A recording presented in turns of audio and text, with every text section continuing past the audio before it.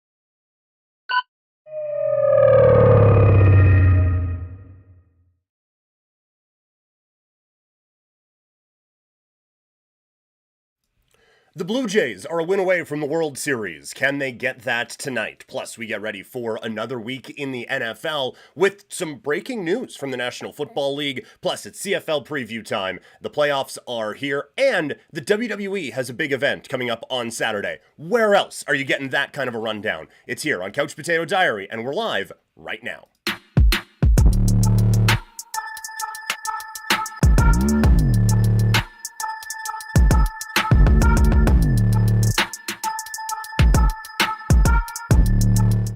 Welcome, everyone. Happy Friday. My name is Peter Klein. Thank you very much for hanging out today. Already have Toxic and Crash in the chat. Again, apologies getting going a little bit later than I wanted to. But, you know, when you have a wife who is trying to dress up as basically a real-life giraffe for Halloween, things get a little delayed. But not blaming her. This was absolutely on me, getting everything ready today. But I'm happy to be chatting with you all now. And as always, we're presented by Sea of Dead. Head over to seaofdead403.ca for all that great Calgary swag. We got the Hanging in the Dome, Chillin' with Jerome shirts that are available now. All the proceeds go into Kids Sport. A bunch of them got delivered yesterday. I think some more today, and then definitely some on Saturday. So if you ordered them and you got that delivery, just know that it's on its way. And it might be by me. So there you go.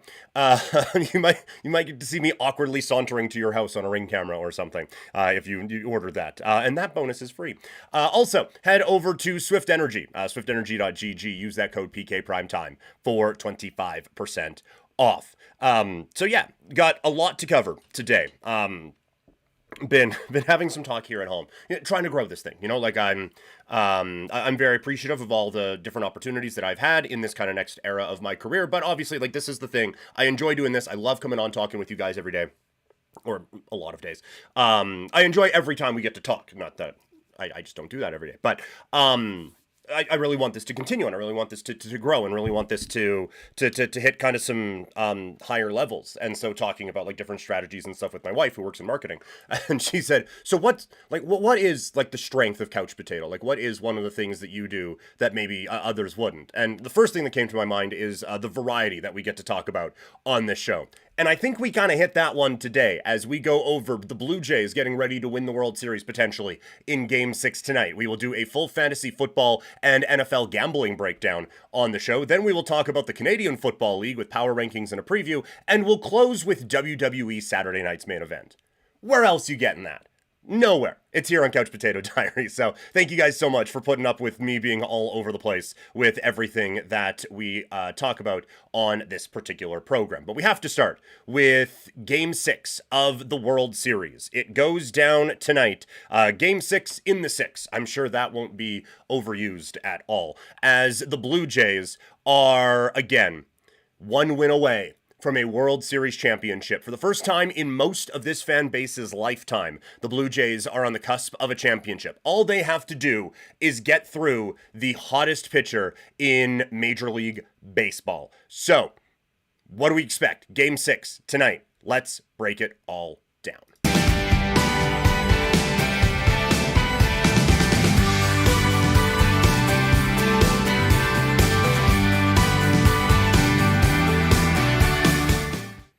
If nothing else, the music in the intro just puts you in a good mood for tonight. It is going to be a very stressful, very anticipatory, very next 12 hours or so for Blue Jays fans and Dodgers fans and baseball fans alike, as the baseball season could conclude on Halloween for the first time, and potentially could conclude in Canada for the second, as the Blue Jays look to wrap up a World Series title against the Los Angeles Dodgers. The Blue Jays certainly have got a lot of the headlines over the last 24, 48 hours following a decisive Game 5 win that was on the heels of a decisive Game 4 win after a not very decisive Game 3 loss. Oh no, Game 4 they lost. Anyway, you know where I'm going with.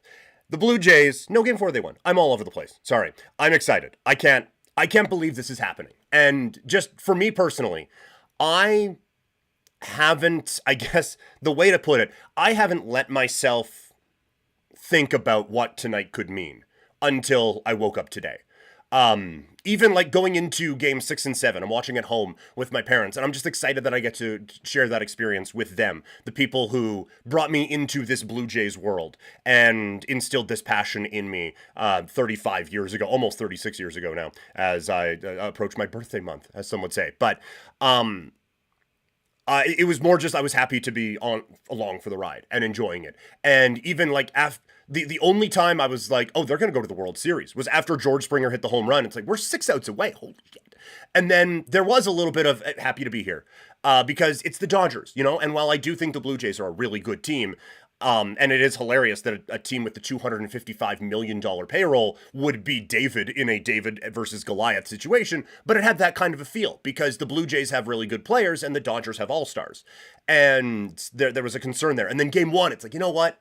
I'm glad we had that moment. Like, we're not going to get swept. We're not going to get blown out. This is great. Not that I've never had confidence, but I just, again, I couldn't let myself believe it. But then seeing Joe Carter's home run in highlights a lot over the last little bit, and seeing like some of those compilations on social media where it's, hey, this is the last out of the last 5 World Series. And you realize that for the first time in 3 decades, the Blue Jays have a reasonable chance that they will be included in those montages for forever now is mind-boggling to think about. The one who is putting a damper on all the party thoughts tonight is certainly Yoshinobu Yamamoto. As Toxic says in the Twitch chat, we're streaming this live on a few different platforms today. As Toxic says on the Twitch chat, I'm scared of Yamamoto tonight, man. Feels like there will be a game 7. And then he goes on to say, I have the feeling we're down 2-1 in the series. That's how I feel. There's a bit of a feel that, like, this guy is just so inevitable. The last 2 games he's pitched, the bullpen has not been required. It is the first time in a really long time that anyone has done that. Now, one of the last times that happened was 1992 in Tom Glavine against the Toronto Blue Jays. And to steal the line from Dodgeball, and we all remember how that played out. Although most of us don't literally remember, but we do know. Otis Nixon, bunts, Timlin Fields, and all of that. Quick aside, I saw someone say, could you imagine 2025 Twitter if someone was the last out of the World Series on a drag bunt? Would be quite the thought. But this is a different animal than anyone else that the Blue Jays have faced in this series. And aside from a few pretty good relievers in that marathon game 3, any pitcher that the Blue Jays have sent out there against, or any pitcher that the Dodgers have sent out there against the Blue Jays have handled very, very well. And that goes throughout basically the entirety of the postseason, right? Like Max Fried, didn't matter. Carlos Rodon, see ya. Going into the Mariners series, where it's, again, a very, very good rotation. Maybe game 1 didn't go great against that kid that no one else had heard of. But, like, George Kirby, didn't matter. Luis Castillo, got him. Like, they have taken it to high-level pitchers every step of the way.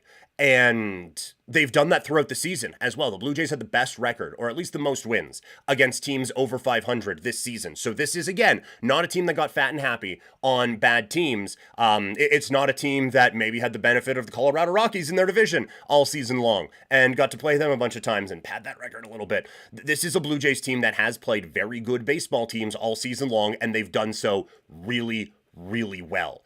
And this is just another one that they have to deal with tonight in Yamamoto. It's just, he has done it better than anyone else has in the postseason so far. Crash on Twitch. This team is built on adversity, and they overcome everything put in front of them. Also, the biggest move in this World Series was Schneider sitting everyone during the 18-inning game. LA hasn't recovered from playing 4 games in 72 hours. Seeing a little bit of that, the crazy like a fox of Schneider getting the most out of everyone in those games. We went over it the other day. I think you can justify all the moves except for Barger. Springer was hurt. Like, you had no choice. Bichette is hurt, and pulling him for someone who can actually run, I think made a lot of sense. And I will go to the grave believing that Alejandro Kirk was banged up in that game. And that's why they ended up taking him out. But it does, like, they have looked like the fresher team in the games since. Now we've had a couple of days removed, and the Dodgers should be fresh. So if nothing else, the excuses are gone for Los Angeles coming out of that one. But on the Yamamoto front, it would be very easy for me to sit here and say, oh, well, this is how the Blue Jays have to attack him. As, again, the guy who peaked as playing in provincial baseball in Saskatchewan is going to have an idea of how to hit the guy who is basically making a case for the best pitcher in baseball right now in Yamamoto. But Chris Black has a tweet. I wish I had set it up so I could pull it up here. And he's giving a hat tip, to Stephen LeBron, who is a producer and co-host of the Hello Welcome pod. But Yamamoto's usage in the last 2 complete games, he's thrown his splitter 31% of the time, fastballs 30% of the time, breaking balls 27%, and his cut fastball 92%. The velocity on those, by the way, splitter 91, which, if I could go, like, I'm getting the setup now so I can play some of the old video games on the Twitch stream, and one of them obviously being MVP Baseball 2005. If someone had a splitter of 91 on that game, I think it would just explode. So that's insane that he's rocking that. With a fastball that's 96, his breaking ball, mostly 77 miles an hour, but sometimes it reaches around 88 miles an hour, and then a cut fastball at 92. So the point of the tweet is that there isn't really a pattern that you can find. He will throw all of those pitches in all situations. He is very effective with basically all of them. Like, I don't think you could say they're all plus pitches, but I would put them all as above average at least. And I think obviously with the splitter being the most used, that splitter is a plus pitch for him. I would say he has a plus fastball as well. The slider can get into that territory, but I would say above average. I think for Toronto tonight, it is a focus on the fastball. And this team has been pretty good at that this year, but I think that if you get that fastball, you have to jump on it. The problem is when you are looking at these all, like a cut fastball is literally a fastball, and then it just kind of dives. That can look like a fastball. His slider can as well. Everything comes out of the same arm slot. Everything has kind of the same look to it, and then it just dives off of the face of the earth at times. So picking up what the fastball is an entirely different story. And the thing that the Blue Jays struggled with in Game 1, where they haven't against anybody else, is getting to the Dodgers bullpen and making him work. I get Snell made it, to the 7th inning of the game the other day, but Toronto, for the most part, has done a very good job of getting these pitchers out early. And I said before, you have to get Yamamoto out, I think, before the 7th. Because I feel like the way the Dodgers are going to attack these next 2 games, if it plays out perfectly in their mind, is tonight, Yamamoto 7, we'll say 6 or 7, and I think Sasaki is available for 3 tonight would be my guess. And I would, if it goes a little bit longer and it's a little bit of a desperate situation, I could see him being available for 4. Like, I think they would want to go Yamamoto, Sasaki, and that's it. Not mess with Trinan, not mess with Banda, not mess with any of those other guys. Just Yamamoto and Sasaki. I think that is going to be the situation that the Dodgers are looking for. And then for Game 7, you hope that Sasaki, with the joys of youth, can come back for maybe an inning. But they're probably going to split Glasnow and Ohtani and hope that they can kind of get 4 and 4 out of those guys, or 5 and 4, or something along those lines,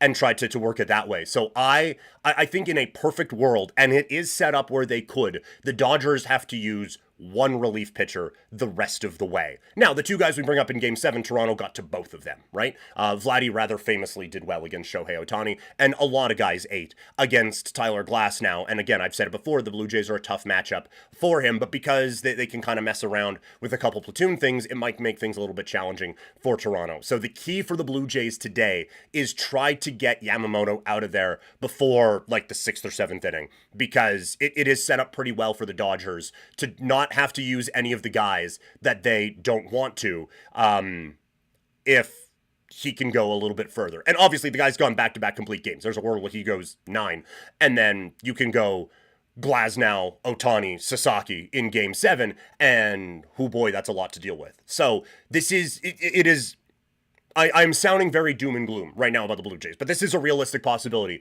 where they are at. So I think that fastball has to be the pitch that the Blue Jays attack. You're not going to get a lot off of that splitter. It is just, it's too good with too much movement. That cut fastball, he's been locating it really well, and the slider can be lethal. So hoping he makes a mistake like the one that Otani made to Vlad in his first at bat, or in his second at bat against him, that you can't rely on that. It is going to have to be you find your pitch and you hit the hell out of that one. The Rogers Center is going to be insane tonight. It's going to be rocking. I can't wait to see what that place is like and what that atmosphere is going to be. I think that the Blue Jays have shown that this is an elite level atmosphere, and that's gonna be nuts tonight. They're doing the watch party at Scotiabank Place where the Raptors and the Leafs play. I kind of wish they did Jurassic Park tonight, and I hope they still do, because apparently the place sold out, and now their scalpers selling them for like $300 on there because people are the worst. But I want there to be those shots of people going crazy. I've said before, when everyone was talking about how Otani not going to the Blue Jays was better for baseball and everything like that, and even this World Series where oh wow, that would be, boy, Major League Baseball, they're not going to like that the Blue Jays are here. I like that there have been a lot of posts about how the Blue Jays being in here, this is one of the most watched World Series. This is the most watched World Series since 2016, and every game ends up being the most watched game since Game 7 when Cleveland played the Cubs in that classic World Series that they had. So I like that the Blue Jays are kind of flexing that muscle a little bit, and that Canada is. I saw the tweet today that there have been just about as many people watch this World Series as voted in the last Canadian election, which is insane to think about. But I want more of it. I want more shots of how passionate this fan base is. I want more shots of how insane people are watching outside on Halloween night in Toronto and getting that kind of an atmosphere. I want all of those shots tonight, showing it off and showing everything off for to Toronto. Crash Andrews, they're opening Scotiabank as well for the viewing. Yeah, I saw that. That's really cool. I love that they are doing that. How do you think Springer is going to do tonight? I'm done doubting that guy. Like, we are going to get the hockey player thing from Springer at the end of this, where it's, oh yeah, he was playing with this, that, or the other thing. Like, I think that guy is being held together by maple syrup and silly string right now. That knee, like, just has to be screaming in agony every day. And the wrist, the way that hit, like, that looks bad. But every step of the way, he has come up with big hits. He has the second biggest home run in Blue Jays history. He is going to be so amped up for this moment. So I think Springer does well in this game. I think he's going to have a big day. I think this is going to be, I think, a Vlad Guerrero Jr. day. I think he steps up in a really kind of big time way for the Blue Jays. I also, not to go Dan Plesac, I feel like Barger could have a moment here. Just the way he has that aggressive uppercut swing against, and I haven't looked at the baseball savant stuff, and honestly, I don't know if I'm smart enough to figure out swing plane plus this pitch equals kaboom, but it feels like because he has that exaggerated uppercut swing, that the splitter that is kind of diving down, that's not going to affect as much, and he can still hit the bejesus out of it. So I think those guys are going to play a big role in this one tonight. I also, I'm interested to see Kevin Gausman. He's kind of forgotten about in this whole thing. He was dominant in Game 2. It's just Yamamoto had an all-time great performance. Not the best pitching performance of the series, but an all-time great performance. So I think he is going to be massive for the Blue Jays here in breaking news. The starting pitcher is going to be important for Toronto. I'm interested to see how the Blue Jays manage this game, because one of the criticisms of the Mariners in Game 6 against Toronto is that they managed that game like it was a Game 7. there was also, they were down by 4, and why are you bringing your closers in and stuff like that in that spot? But I'll be interested to see if the Jays are down by 2. Is it still Varland, Dominguez, Hoffman, those guys? Or do you just kind of ask Bassett or Lauer to eat a bunch of innings and keep everyone ready for Game 7? Like, what is kind of the cutoff for everything? If you're winning by anything, if the Jays are up by 32 runs going into the 9th inning, I still want Hoffman coming in to try to shut the door. I still play that as if it is a 1-run ball game, to just try to close that out. I've always believed that in a closing game.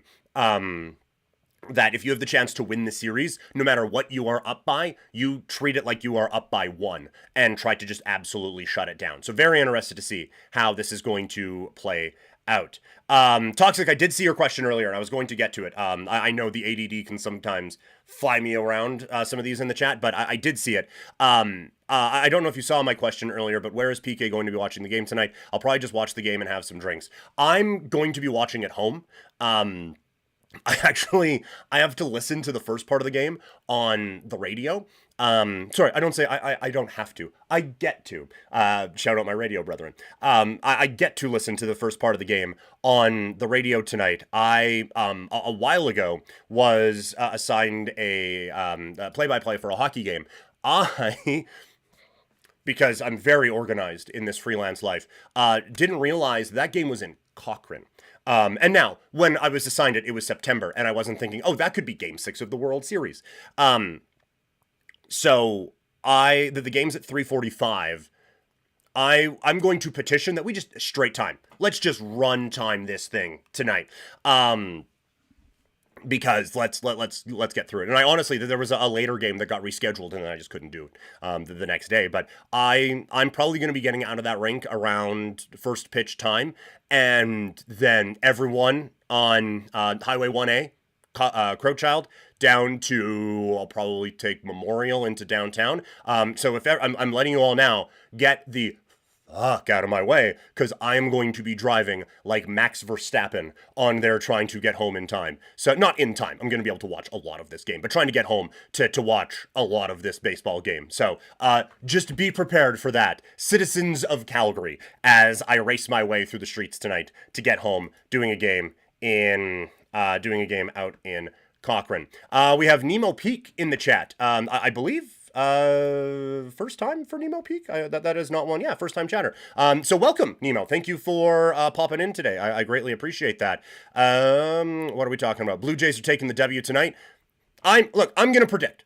I'm gonna say Blue Jays take this one tonight, because I hope that is the case. Crash saying, I have to work retail tonight. Halloween Game 6. Gonna be dead. I'm dressing full baseball Blue Jays player. Love that. Absolutely love that. I thought about doing that last night. I just don't have pants that work for it.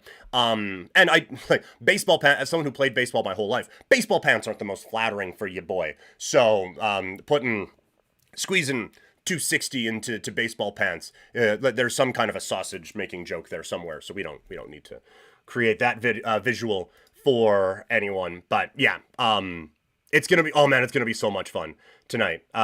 Nemo saying, looks like you can do some inventory and watch the game. That is very fair. Yeah, there's gonna be a lot of, oh man, have we? Boy, I don't think that the cash register has been wiped down with Windex in a while. I'm just gonna go disinfect this for 2.5 hours, if you don't mind. Yeah, that's gonna be great. Trying to decide if I go old school Jays Big Cat jersey or current style Kirk. It is a thing that I think about too often and put way too much thought into, is the jersey wear. I'm going with the baby blue, the Vlad that I have. They've at least won more than they've lost when I've worn this. I don't think they're undefeated, but because I think I wore it for Game 3 of the Yankee series. But aside from that, I think that's the only L the Jays have taken when I've worn this thing so far. So going with this one tonight. But I for game number, what was the game number 5, I had the one that I bought when I lived in Toronto, the like old school, not old school, but like the last era, the pointy bird. I don't even know which player to describe as that vintage, like the late stage Roy Halladay, early stage Jose Bautista jersey. Love that. Frank Catalanato. Oh yeah, dude. I mean, Yeah, love those. Absolutely love those. Yeah, Vernon Wells, the Vernon Wells era jersey. That's what I was saying. And I was like, I'm gonna wear this one tonight because this jersey's been with me the longest, and it deserves to have a bit of a say in this World Series. It deserves to be a part of this World Series run. So that is the level that my brain goes to with jersey wear for this one tonight. But I don't know what I'm gonna do. Game 7.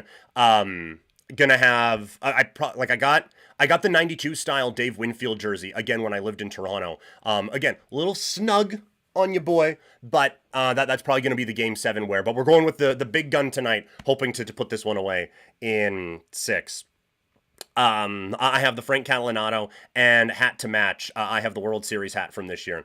That is very tricky. I think you go the old school one for tonight, and then hopefully tomorrow you can wear that one in celebration. I have been trying to find the World Series patch hats. I want the white panel one, although the one that goes with this would be good. I mean, I will take them both, honestly. But as a 7.5 to 7 5/8 guy, haven't been able to find it so far. So hopefully that luck changes here a little bit. Although again, as someone who has a November birthday and then Christmas coming up, the Christmas list is just any Blue Jays World Series thing you can find.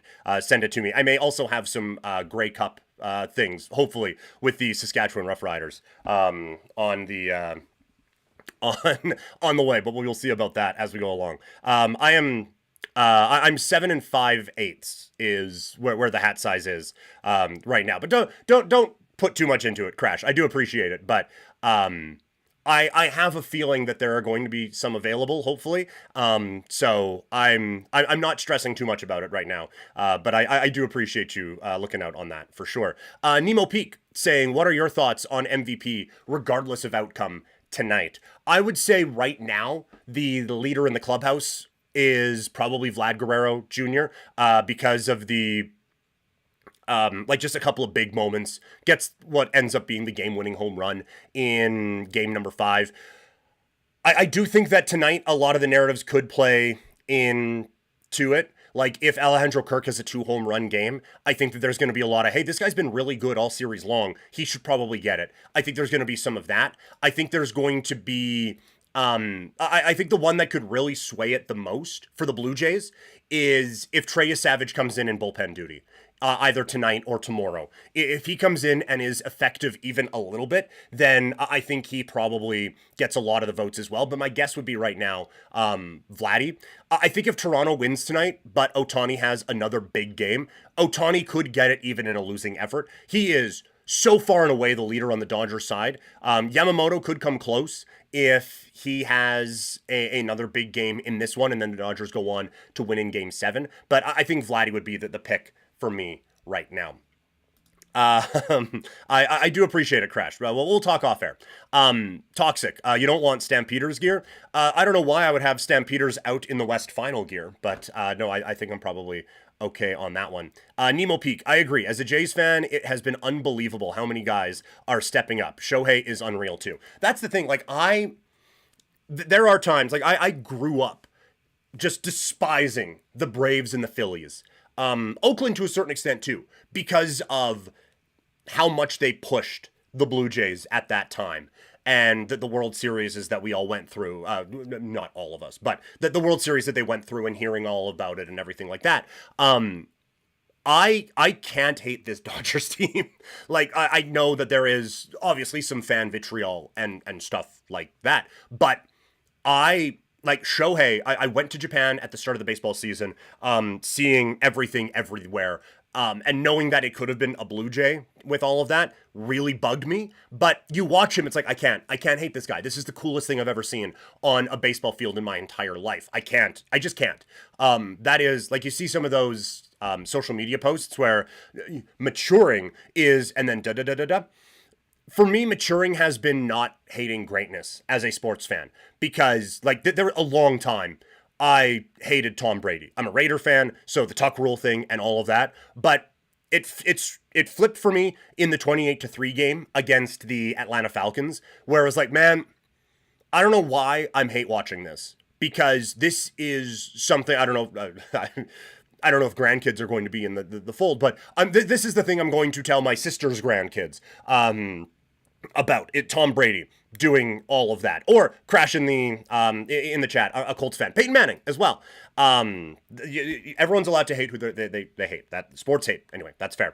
But I was just like, I have to enjoy this. LeBron against the Raptors. You can see behind me the Kawhi picture, and obviously that helped a lot to get over a lot of those things. But there was a time where the LeBron thing was ugh, and then you watch it, and it's like, man, this is a one of one. I'm not going to hate on this thing. And so I've kind of stopped hating on guys who are the best and just enjoying that this is a thing that's happening in my lifetime. We did the thing the other day. I haven't posted the video yet, but on Victor Wembanyama and talking about like what a wild time this is in sports right now. So I'm just enjoying the greatness that is some of these guys. But like Mookie is one of the most likable players in baseball history, and if he's not, Freddie Freeman is. And then some of the great stories, like Teoscar Hernandez. I'll never hate Teoscar Hernandez. They have like Max Muncy goes from being like just a castaway cut to a guy who is hitting absolute nukes to win playoff games. Yamamoto is just dominant. I mean, Blake Snell can kind of eat it for some of the stuff he said the other day, but a lot of these guys, like Dave Roberts had the most famous stolen base ever to help vanquish evil with the Yankees. So no, I don't hate the Dodgers at all. That there isn't down with those guys.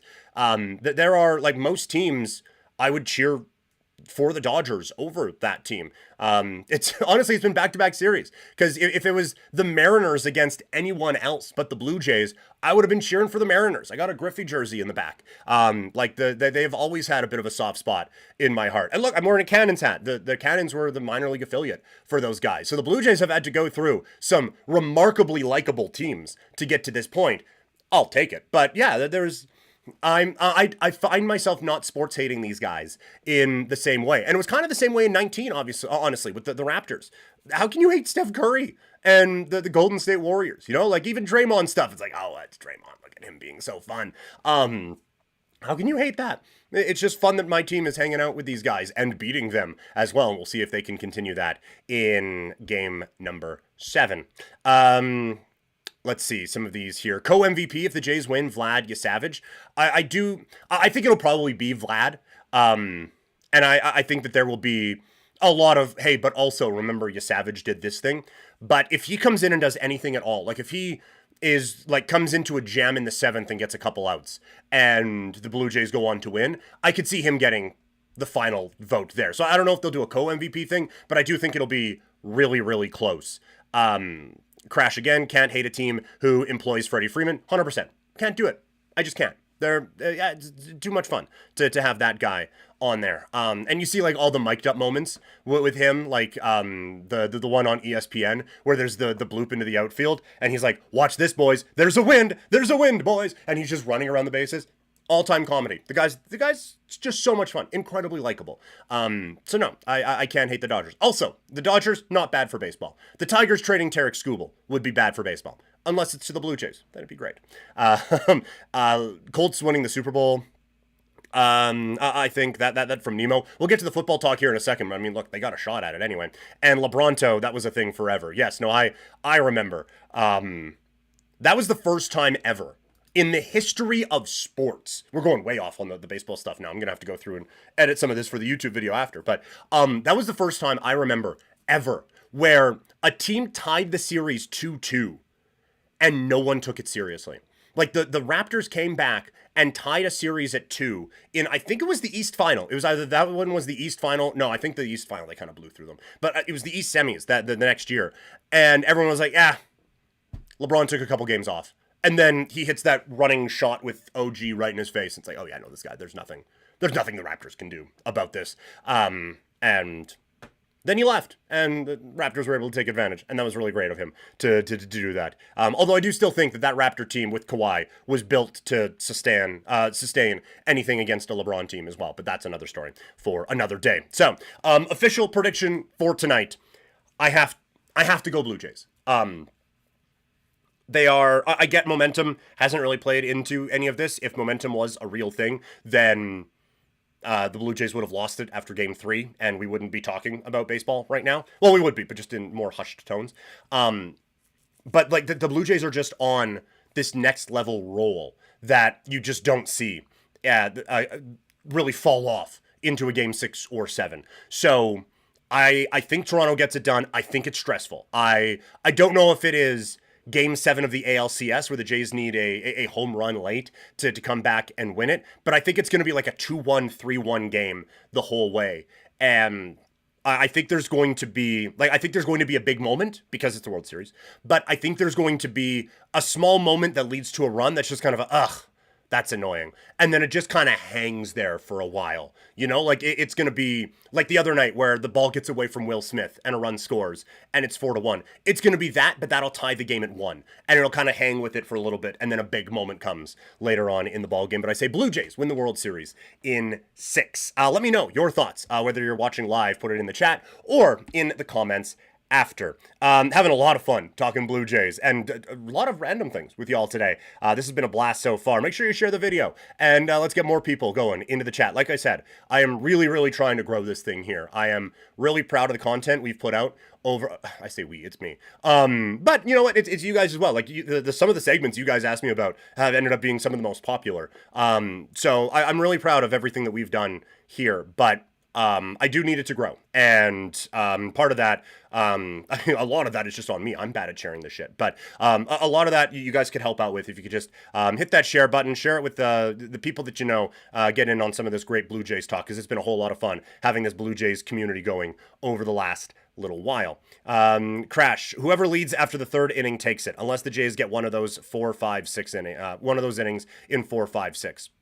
Yeah, I think that's fair. Like, I think a big start tonight for Toronto is going to be key. I don't think the Dodgers are going to be able to take that crowd out of it, but I think Toronto could really overwhelm this Dodgers team with that crowd if they can get going early on. So just another back-to-back home runs to lead off a ball game would be perfect. That's all you need to do. Although that only took 3 pitches, so didn't exactly work the pitch count thing. But I think they did all right anyway. And Nemo Peak saying, Blue Jays in a nail-biter. Think the final score will be within a few runs. Yeah, I don't think this is going to be 11-4 or anything like that. I think it's going to be snug most of the way. We're going to move on from the Blue Jays talk, but if you guys want to talk more Blue Jays, fire them away in the chat, and we'll keep rolling with it.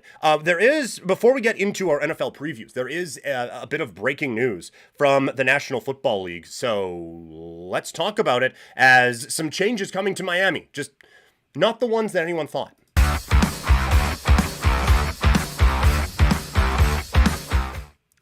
The Miami Dolphins, fresh off of getting the tar beat out of them on Thursday Night Football, are making a change.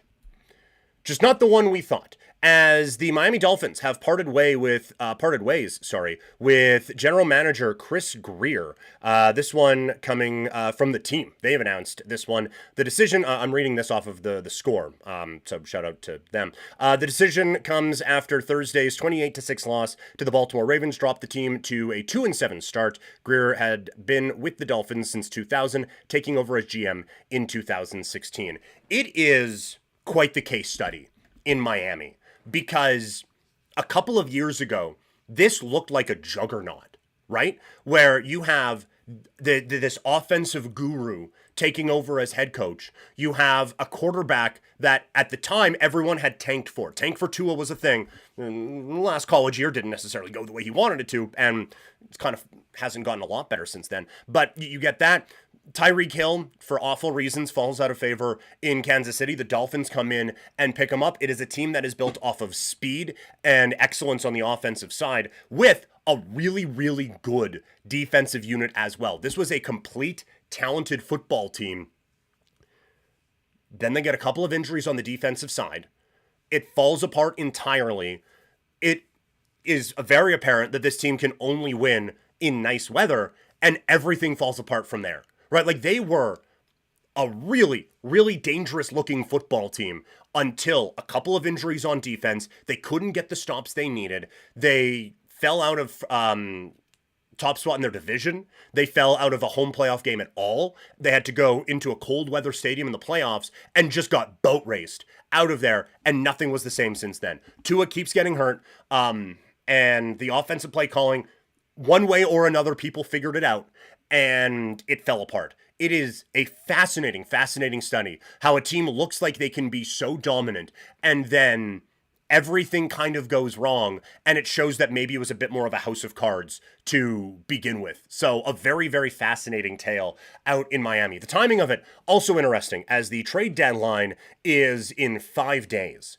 And I would say this is a Miami team that could be in need of a bit of a facelift, but you're also not bringing an interim GM in to make that kind of a move as well. I don't know where Miami goes from here, because you look at it, there are pieces I really like on this team. Jalen Waddle has a big game for Crash in the Vampire League.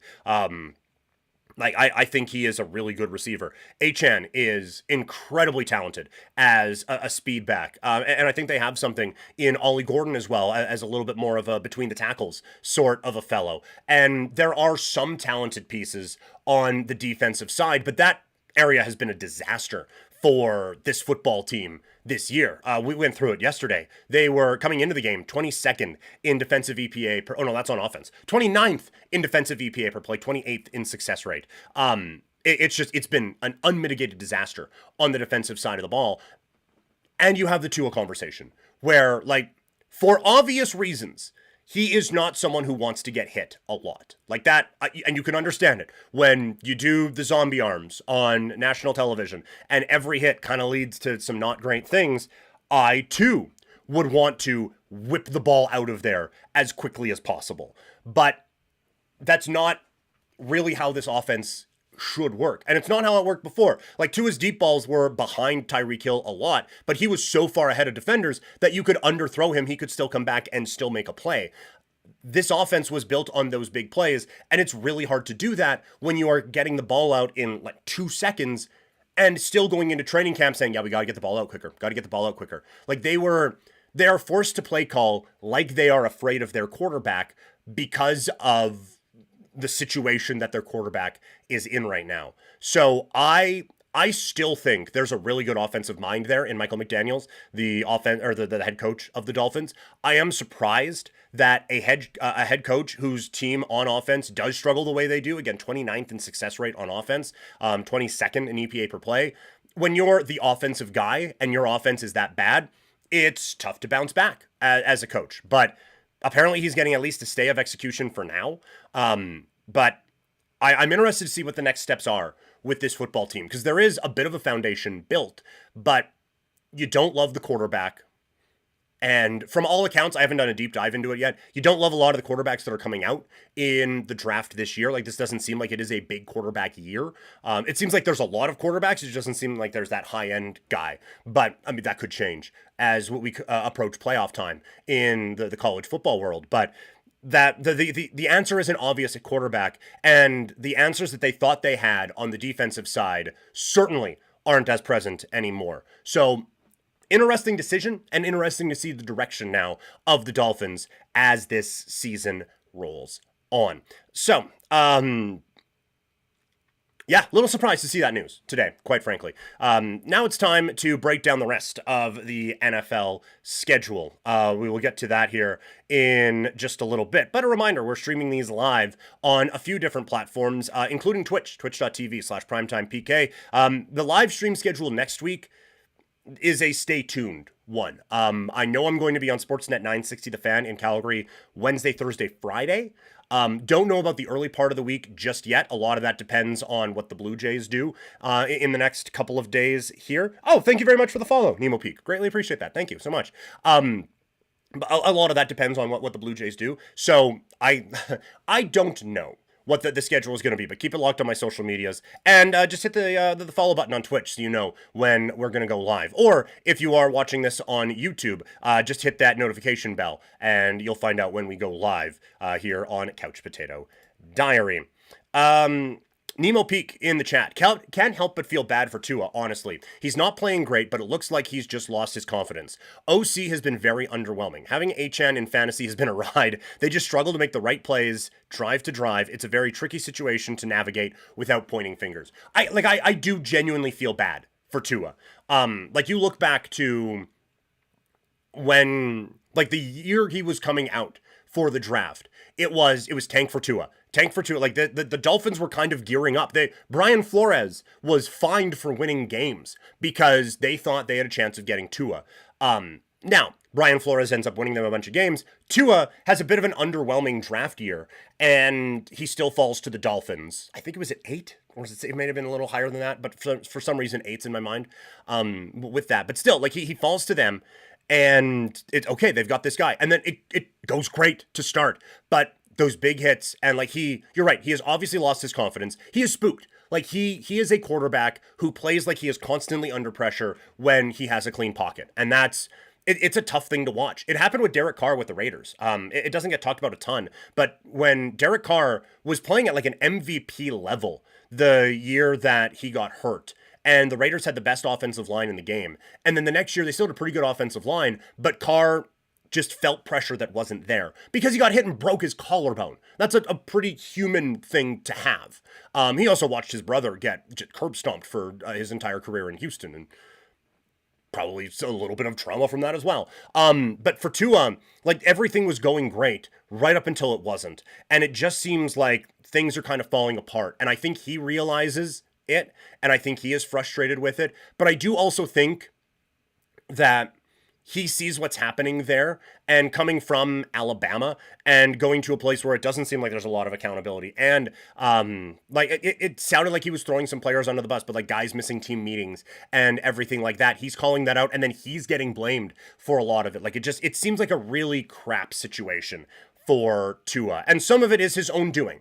Like play better. But you can understand where some of the trepidation comes from in his game. That is absolutely certain there. So again, tough on Tua, but we'll see what happens with the Miami Dolphins. But like the dude also kind of looks cooked. Like they got nothing against Baltimore last night, a team that everyone kind of eats against, right? So it's been a lot of bad performances for the kid this year. And so you're right, you feel with him, or you feel for him, and it's a tricky situation.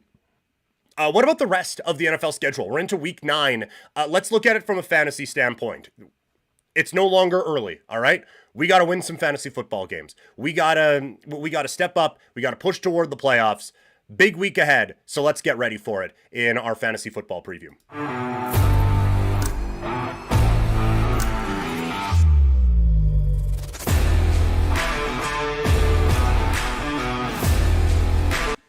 The fantasy football season and NFL season reaches week number 9. Let's break it down. Before, just for those of you who have followed the content for a while, I would do the like gambling, real life NFL preview and the fantasy one all in one. I'm going to kind of split it up now so that just so people can get whatever they want out of this instead of maybe having to sit through some of the stuff that they weren't necessarily here for. So we're going to start with the fantasy, and then we'll get to the game by game kind of picks breakdown afterward. That one might be a little bit more rapid fire, just covering a lot of it here in this one and just the way that the week played out. But let's get to it now.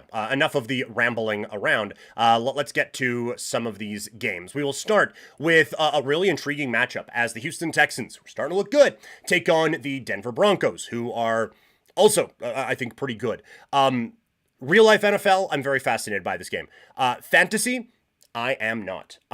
This feels like a stay away on a number of different levels. Both of these teams are very stingy against most positions. The Broncos are 30th in the NFL in points allowed to quarterbacks. The Texans are 32nd. So looking at either quarterback in this spot, it's a no for me, dog. CJ Stroud, Bo Nix, I'm not really trusting it. These are two high-level defenses. I just don't think I can roll out there with these defenses and feel good about that. Thank you. We got another follow there. DMPW Gaming, thank you so much for hitting that follow button over on Twitch. I really appreciate that. But yeah, back to this game. The quarterbacks, like in this spot, these defenses just too good. Just too good, too strong, too difficult to deal with. So I have some worries about what this will do from a fantasy standpoint. So a lot of these today are going to be sits. Just letting you know on this Broncos Texans game. The running backs, same thing. Like the Nick Chubb thing ain't really working in Houston. Woody Marks, we all thought he was taking over. He wasn't. It's a stay away for the running backs on the Texans. And same thing on the Broncos side. RJ Harvey, we had someone in here yesterday asking about sell high on RJ Harvey. Now would be the time to do it because I think this is going to be a really tough game for him as well. Both these, the Texans 24th in points allowed to running backs, the Broncos 21st, and that is like 21st and 24th most. So coming up on the bottom for like least amount added, or given up anyway. At wide receiver, again, it's a tough spot. Cortland Sutton, he's owned in 96% of leagues. I was looking at it because we're going to do starts and sits of the week as well. And like Sutton, I think he is still in a spot where he has been able to get his in PPR. I think like you have to throw to someone. This isn't going to be a 0-0 game with no yards being gained. Some people are going to do some things. Sutton, I think, is one that you can trust and you can kind of roll with here. Nico Collins, a little bit banged up. Do we have news on him? Nico Collins medically cleared. That coming from a YouTube channel. Collins out of protocol. Kirk set to return. So a few weapons for Stroud to work with, but I'm not.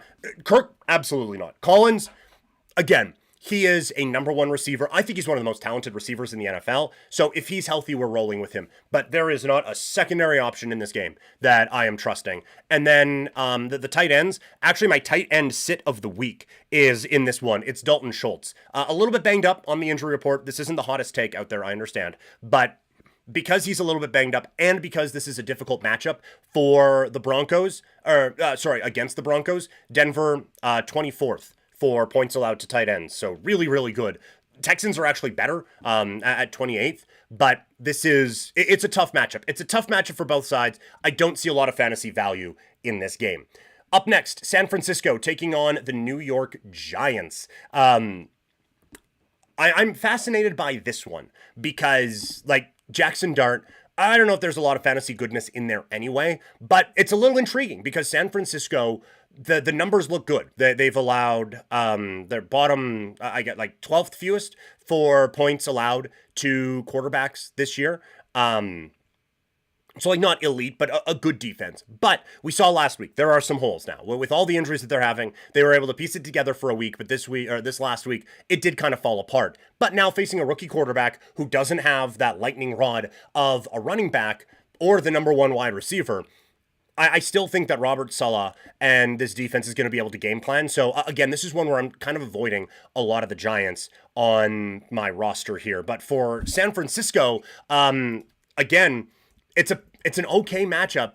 We just don't know who's playing at quarterback or anything like that. Looking at the Brock Purdy news, again, status still uncertain for Sunday. Niners noise on Fansided saying all signs suggest Brock Purdy won't return this week. And so again, for Purdy owners, I've seen him drop now in a lot of leagues.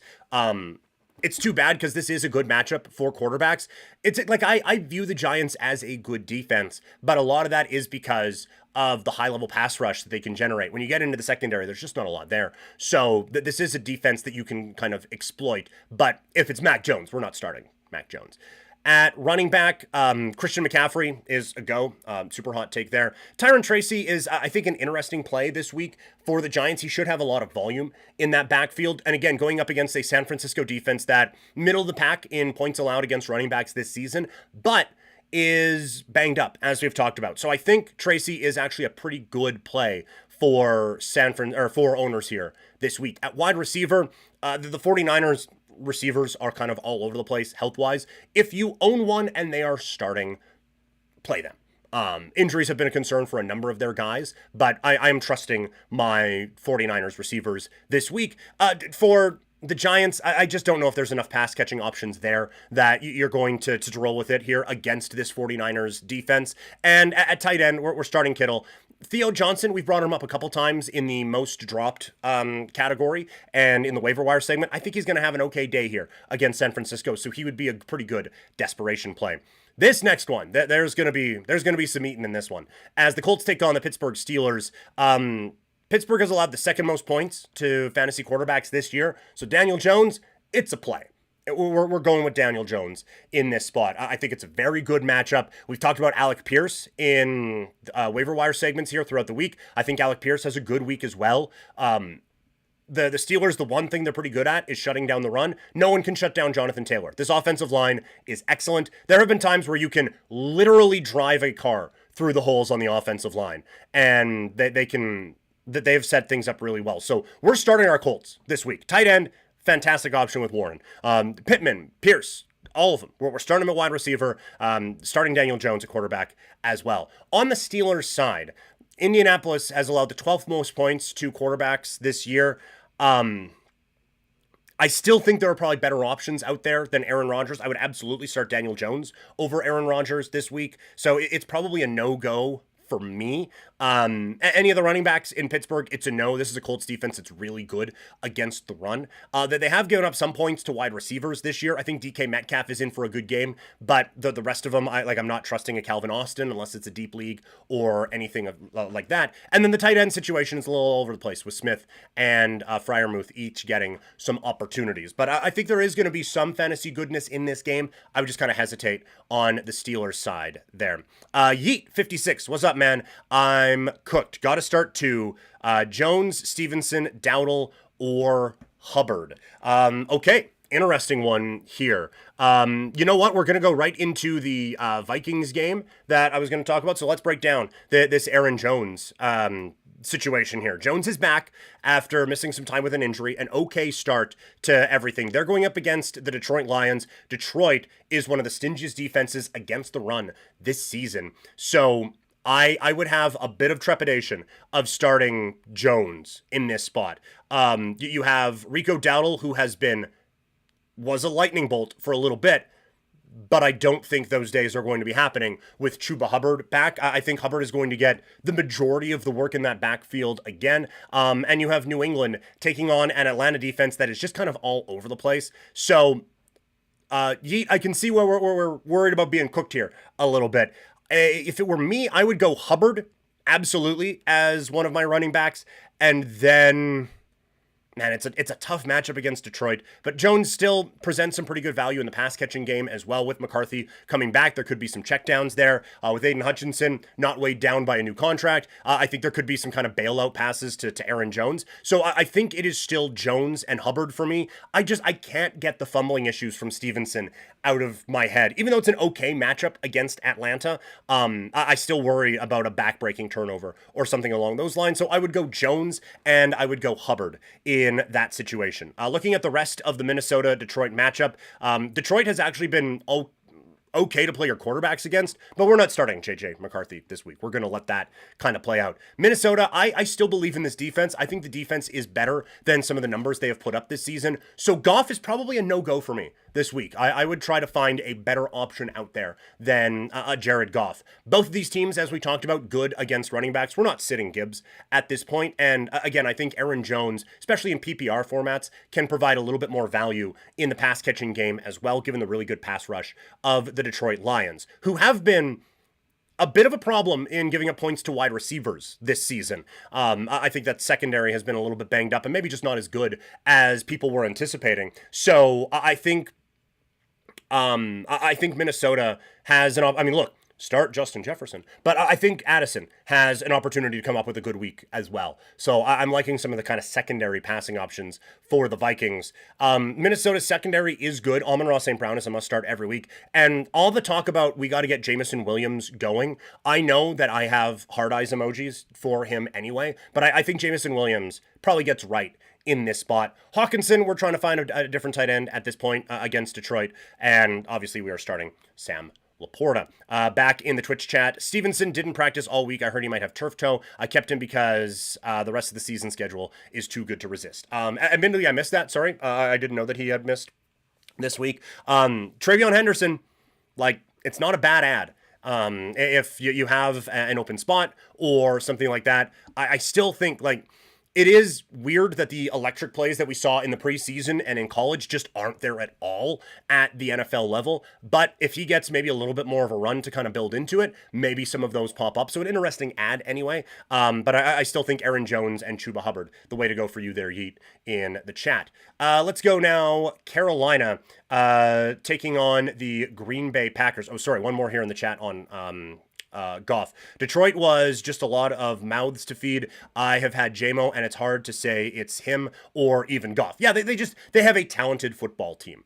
And like Williams, the tantalizing thing is that like he has that big play potential, but he's not just Deshaun Jackson where it's just run deep and go. Like there's a lot of he doesn't have the most diverse route tree in the game, but it's not just a stick either. Like you can give him an underneath thing and he can kind of house it. Like he has that kind of ability, and it's so tantalizing, and it's tough to just sit that, right? Because you could have the game where there's 27 points sitting on your bench. So he is a really, really tricky one to have in fantasy football. I'm take committed at this point. I see the talent there. He is such a good player, and I can't overlook that. So even though there is a bit of a meh out there, I still love the kid and want him on my fantasy teams as much as possible. I have Love over Bo starting this week based on Carolina to Houston secondary. Yeah, I would that one 100%. Nemo Peak, where we're going to get into the Green Bay game here. Packers taking on the Carolina Panthers. Look, Panthers have been better this year. They've come up with a couple of pretty good wins. It's not an awesome team on the road, though, and I really do think that Green Bay getting big performances from Jordan Love is really something you can expect going forward. I think last week was kind of the get-right week for this group, and I think there's another level for them to get to. I think Christian Watson being back helps that out a lot. So yeah, I'm going Love over Bo Nix in that spot, 100%, Nemo. I love that play for you here this week. We'll see what's going on for Carolina quarterback-wise. I don't think Bryce Young's supposed to be playing this week. Is that what... Boy, the Blue Jays get to the World Series, and I miss a lot on everything. Oh, Bryce Young expected to play this week. That from 2 hours ago from Fantasy Pros. So that's good. Still don't play him, but it's good that he's going to be playing at least. But don't start Bryce Young this week. Do not. But that does help at least some of the receiving options for Carolina, because it was bad with Andy Dalton a week ago. But Teteroa McMillan is a guy that we can roll with this week. He is just such a talented football player.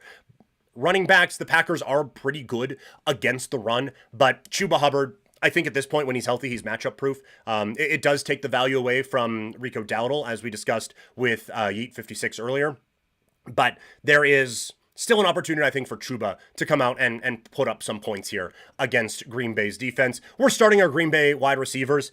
Christian Watson I like a lot, just as a football player, and I think there's a good opportunity here. Even though Carolina's secondary is top 3 in the league in fewest points allowed to wide receivers, it's still a good matchup, I think, for Green Bay. I like the talented players they have, and I think they can kind of dine out there a little bit. So I like that spot. It's a great spot for Tucker Kraft this week against a Carolina team that is top 10 in most points allowed to tight ends. And we gave this out earlier in the week as a bit of a desperation play. If you've missed everything at tight end, Jatavion Sanders, 1% owned. He had a week where he had 7 targets. It's come down since then, but he is getting a good matchup against Green Bay. Their linebackers are much more focused on getting after the quarterback and stopping the run than they are covering tight ends. So there's a hole there for Carolina to exploit. So Jatavion Sanders, if you want just the cheapest of cheap plays at tight end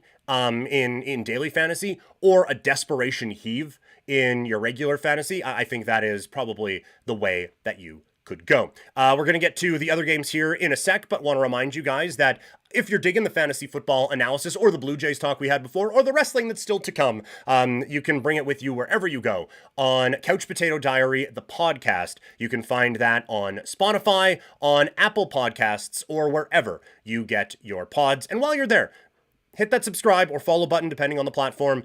Leave a rating or a review. All that stuff really does help, again, as we're trying to grow this thing called Couch Potato Diary. Back to the football. It is the Chargers taking on the Titans. Titans have actually, they're a top 12 team in terms of fewest points allowed to quarterbacks in fantasy football this season. I think that is because teams blow them out and then can just run all over them, because the Titans have given up the second most points to running backs this season. That being said, we're starting Justin Herbert this week. The guy's going to World Series games with a stunning girlfriend with him. Confidence is high, right? Watch those Moneyball scenes. That stuff matters. But he's He's too good to not start against the Tennessee Titans. Okay, so we're rolling with that. I have the slightest concern about Simmons going up against an offensive line that has been ineffective this year for the Chargers, but Herbert is still going to get his. This offense is still going to get theirs, and they're going to be great. We're not touching Cam Ward in fantasy this season.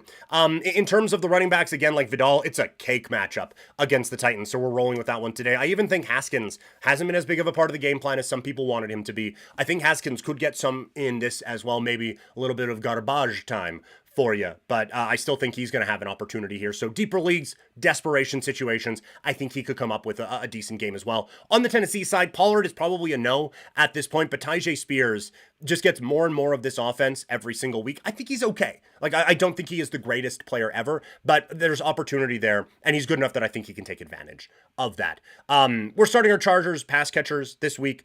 Tennessee, again, the secondary does not provide a whole lot of resistance there, and I would try to find someone other than the Tennessee receivers to start. Ridley, Aoman, or those guys. This is a difficult matchup against the Chargers, and as far as the tight ends go, both these teams do pretty well against them, so I would try to avoid that situation, if at all possible. Up next, it is Atlanta taking on the New England Patriots. Both these teams in the top 10 for toughest to get fantasy points against in the National Football League. Falcons are a top 5 defense against the pass in fantasy, while the Patriots right on the cusp of the top 10. And so because of that, my sit of the week at quarterback is Drake May. The kid's been awesome. He has been unbelievable. And I still think probably leads the Patriots to a victory in this game, but I don't know if the big production is going to be there, even though it is a Falcons team that struggled against Miami a week ago.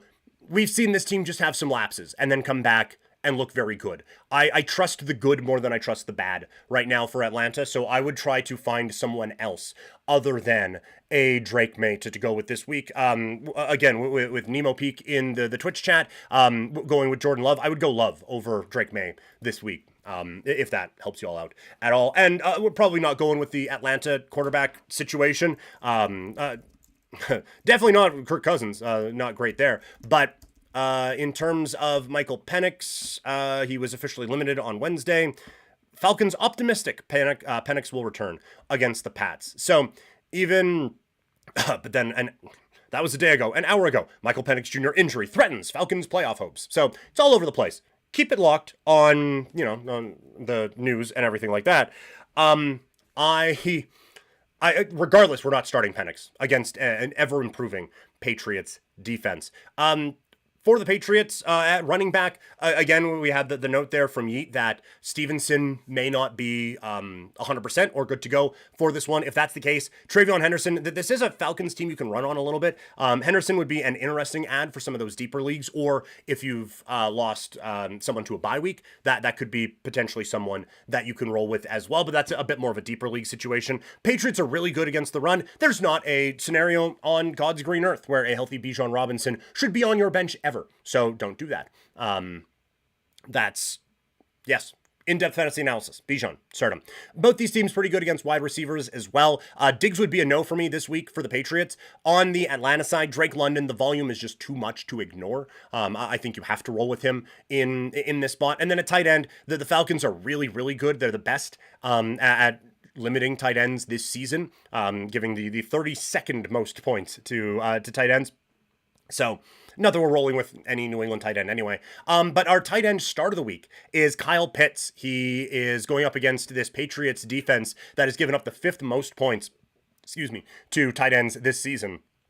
I think Pitts has a pretty good day against this New England team. Again, their linebacker is a bit more focused on getting after the quarterback. Spillane isn't really a coverage guy and would be a really bad matchup for Kyle Pitts. So I think there's a really good opportunity here for Pitts to have a pretty good day. Cincinnati taking on Chicago. This is the, hey, remember when we were good bowl? The Bears maybe have to go a little bit further back than the Bengals. Again, Joe Flacco injury situation going on. Well, we're not starting Joe Flacco in any sense anyway. And this Bengals one, we've talked about the Bengals injuries a lot this year. All right, so Flacco says he feels good, but his status is to be determined. So we will see how all of that goes this week. But we're not starting Flacco, and the Bengals situation's interesting because we're not sitting Chase Brown, even if Flacco is not playing. We're not sitting Jamar Chase. We're not sitting T. Higgins. We're not sitting any of these guys because they're too talented, regardless of the quarterback. And that has led to some tough situations, but we're not sitting any of these guys this week. We're not starting any Bengals quarterback, whether it be Flacco or Browning, but our start of the week at quarterback is from this game, and that's Caleb Williams. The Bengals have allowed the 7th most points to quarterbacks this season, so there is a huge opportunity for Caleb Williams. He has not looked particularly great in any of these games, but he can put up some numbers. I continue to be a bit more of a believer in Caleb than a lot of the media have been. I think that there is a real opportunity for him to kind of shine in this game, and I don't think he's been as bad as everyone has been making it out to be so far this season for him.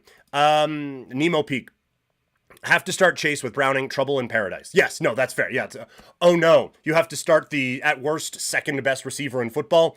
Oh, whatever will we do? So yeah, devastating news, obviously there. But now at running back, the Bengals have given up the most points to running backs this season, so DeAndre Swift has a chance to dine out in this one, and the Bears defense hasn't really been good against running backs either. They're 10th in most points allowed, so Chase Brown is someone that we are certainly rolling with as we just keep giving out Canadians to play in this matchup. The Bengals, for whatever reason, they are actually pretty good against wide receivers this year in fantasy. I think there's more noise than truth in that number, so we're starting our Bears patch catchers this week. I think even Luther Burton III has an opportunity to do something pretty good here, but Roma Dunze certainly is someone that I think can kind of ball out here in this particular matchup. And again, we're starting Chase, we're starting Higgins in fantasy, and we're starting the tight ends here as well. Colston Loveland hasn't really been as big of a part of the offense as people would have wanted him to be, getting drafted as high as he was. There's a lot of mouths to feed there, but I think it's an okay start against a bad Bengals defense. I just think this is going to be a really high-scoring football game, and one where Loveland could have an opportunity. The Bengals, again, they have kind of that split at tight end, but if we're desperate, Noah Fant isn't the worst option out there. We now go to the 2 o'clock games, and we start with the Jacksonville Jaguars taking on the Vegas Raiders. Jacksonville hasn't really been good against quarterbacks this year. They've given up the 5th most points to the quarterback position, but we're not starting Geno Smith. They turn the ball over way too much, and it's a defense, honestly, a streaming defense that we gave out as a waiver wire pickup this week because the pressure they can get on the quarterback, Geno Smith hasn't handled it well this year the way he did a year ago with Seattle. And I just have a concern there that a few of those big plays could happen from Geno throwing the interception to Jacksonville. So we're not starting Geno Smith in this spot. Raiders, they don't feel like a team that has been middle of the pack against quarterbacks this year. So I feel like Trevor Lawrence hasn't. I mean, look, he's played well against the AFC West this year with that game on Monday Night Football against the Kansas City Chiefs. They have come back down to earth since then. I thought that was going to be like a real fork in the road moment for them, but they've kind of just turned back into what they were. But Trevor Lawrence gets his this week in a pretty good matchup. We're not sitting Ashton Genty. Jacksonville pretty good against the run, but we're just not sitting him there. ETN, again, the Raiders have been better against running backs, middle of the pack, but ETN is someone that I think you can trust. Our start of the week at wide receiver is Brian Thomas Jr. in this game. Maybe not going out on a limb, but Travis Hunter is on the IR now. He gets a knee injury in practice, so he's going to be out for the next 4 weeks. Brian Thomas Jr., I think, is one that benefits more from being the guy and getting a lot of that volume. This is a great matchup. Raiders have given up the 3rd most points to wide receivers this season. I think Brian Thomas Jr. has a monster day for Jacksonville. And on the Raiders side, Jacoby Myers could be an okay play this week. Jacksonville's given up the 8th amount of points to, or the 8th most points, to wide receivers this season. I think you can go with him in that spot and have an okay day. The tight ends, the Raiders have traditionally not been great against them, but the 26th for points allowed. So that means they've been really good this year against that spot. They're just focusing on that and not covering wide receivers ever. But I guess Ingram, who is the Jacksonville tight end? Oh, it's Strange. No, we're not going with that. And Raiders at tight end, like Brock Bowers, it has been frustrating all year, but he is someone that you can go with there for sure. Rams Saints. We don't have to spend a whole lot of time on this one. I don't know if I'm trusting any Saints player, especially if Kamara is not healthy. I guess Olave. And that's it. The Rams are too good of a defense. The Saints are too bad. Juwan Johnson, again, it's a bit of a tough matchup, but we've given him out as a waiver wire play this week. He could still get some good volume in this. And then we're starting our Rams. I get the Saints defense has been middle of the pack to actually good against fantasy this year, but I still like Matthew Stafford in this spot. I think Kyron Williams has a good day. Any pass catcher that's healthy for the Rams, we are rolling with, and that includes the tight end spot. We get to the marquee game of the week. It is Kansas City taking on the Bills of Buffalo. This is a major matchup. Both teams have been great against quarterbacks, so obviously, just sit Mahomes and Allen, right? No, we're starting our guys in this game. Kansas City's run defense, they're 27th against fantasy running backs this year, so a top 5 defense in limiting running backs. We're not sitting James Cook. He has been a beast all season long. Carolina was good against the run, and he just absolutely gashed them a week ago. So we're starting James Cook. I think genuinely one of the most talented running backs in the NFL. On the Kansas City side, it is a bit of a timeshare out there. Check the health of Pacheco this week as it kind of goes along, but if he's healthy, we're playing him. Same thing, if Hunt is healthy, we're playing him, and if Smith, I think could be a bit of a bigger dart throw, deep league sort of an ad there. At receiver, it's kind of Rashee Rice, and I don't know if anyone else. Xavier Worthy, if we're desperate on the Kansas City side. Keon Coleman, I have said this was going to be a breakout year for him. It just hasn't been to the way that I would want it to be. And it's tough to break out against this Kansas City secondary. So honestly, I think Rashee Rice is kind of the only one that I'm feeling 100% confident in for starting at wide receiver. And then we're starting the tight ends in this game. Buffalo had quite a bit of success last week going in 3 tight end sets, so there could be a lot of that, and the next evolution out of just running the ball down Carolina's throat is passing a couple of times out of that and getting it into the hands of Dalton Kincaid. So I think there could be even more opportunities for him, and I feel pretty good about having him as one of my breakout players coming into the season, and then obviously you're not sitting Travis Kelce at this point. We go now to the primetime games, which is a reminder that you can follow me on social media. I am at Primetime Klein on Instagram, X, TikTok, Threads, and Blue Sky. Seattle Seahawks taking on the Washington Commanders. This Seattle defense I have a ton of respect for. They are 13th in points allowed to quarterbacks. I think they're better than that. But we got word today Jaden Daniels will start on Sunday Night Football. You haven't been waiting on Jaden Daniels to come back to not start him. So I like him in this spot. We're going to go with that. Sam Darnold, I think you can get. I think you can roll with. Washington 6th in points allowed to quarterbacks this year, which means they've given up the 6th most, which means time to dine with Sam Darnold. I think it's going to be a good spot.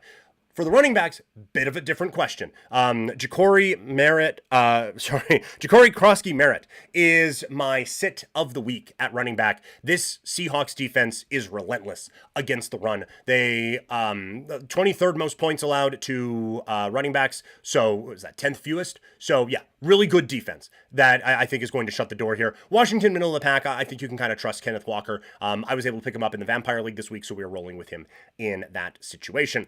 At wide receiver, it is a mash unit for the Commanders, and we're probably not going to know until later on in the day. So keep an eye on the practice reports as the week goes on, but I would err on the side of caution. I don't know if there's anyone, especially in this matchup against Seattle, I don't know if there's anyone in the receiving room for Washington that is worth missing out on. If they end up being a no-go for this football game. Now, there are some options that you can probably pick up, more specifically in the Arizona-Dallas game. I think Wilson you can pick up in that one. If you're desperate, a Turpin or a Tolbert could be as well on Monday night, but I don't think there's anyone in the Commanders that is worth it for that type of a swing. Well, Seattle, JSN has turned into a superstar, and Cooper Kupp has been pretty valuable out there, and AJ Barner at tight end, I don't mind in a good matchup here against Washington, and Zach Ertz. It's a pretty good matchup against Seattle. They don't really defend the tight end all that well. I missed this one for the Kansas City game. Thoughts on Broussard Smith? I think that there is a role for him there. Pacheco has not bounced back in the next year removed from injury in the way that I thought he would. And Kareem Hunt has his big moments, but I do think those are getting a little bit more fleeting. So I think there's an opportunity for Smith to have a few more big moments here in the Kansas City running attack. And so I don't think he's a plug and play option this week unless we're really desperate, but I think there is an opportunity for more fantasy gold as it goes along. So that's a bit more Kind of like some of the other ones we talked about on the waiver wire segment. Nemo, I don't believe you're around for those, but you can check them out on my YouTube channel, youtube.com/@CouchPotatoDiary. We had a couple in the waiver wire segment of plays with Tank Bigsby and Emmanuel Wilson, looking at some kind of like luxury plays. I think Smith would be that as well. If you have a good roster and you're just looking for a bit of a home run swing and you can afford to have a vacant spot on your bench, basically, I think he would be a guy that you would absolutely throw into that landing spot 100%. We have a couple people in the kick chat that are going a little bit much on some of the things that we don't love in there, but still, either way, Sackmwing657 and Kick Community, thank you for popping in, even if it is to try to sell me on a couple of things. We go to Monday Night Football. It is Arizona taking on the Dallas Cowboys.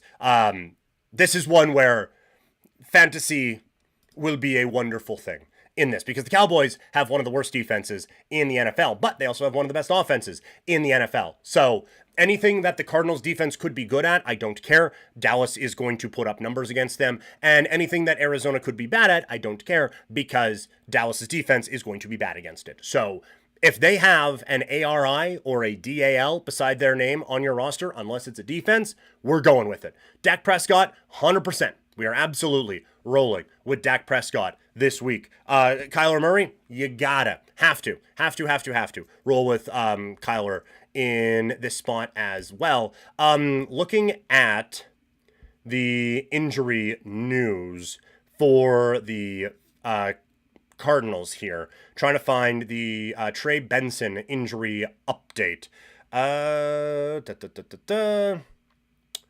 Trying to find it here very, very quickly.